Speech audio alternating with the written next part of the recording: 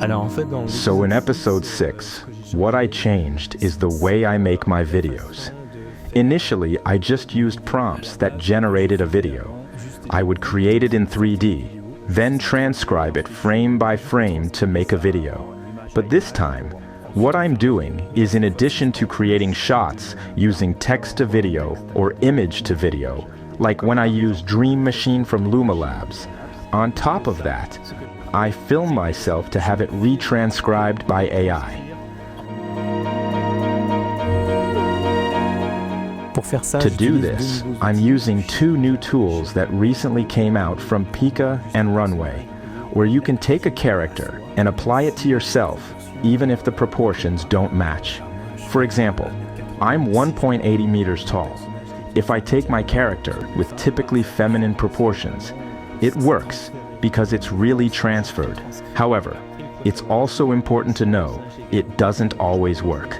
Sometimes I have a style that looks too cartoonish, or the gestures don't quite match or are too exaggerated compared to the original video. Why did I make these changes? Because to have the body language, when you create text for a video, you only have the AI doing what you ask in terms of gestures.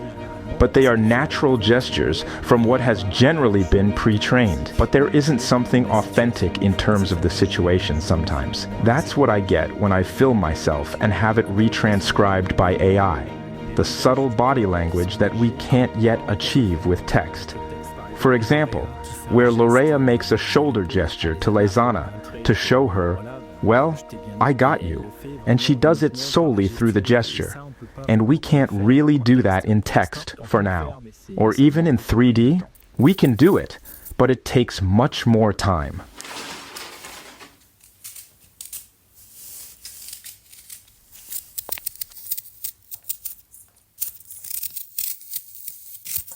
Snitch! I've really discovered something fascinating with 4K. What all the generative AIs for video are currently offering is an upscale of the video. So it's AI too, but it will try to improve the image.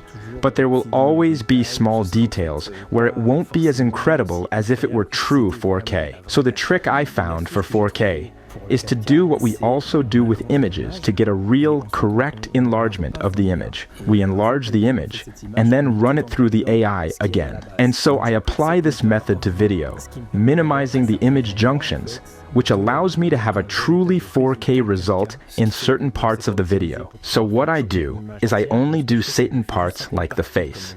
There, we really have something generated while keeping the original video. La vidéo de base.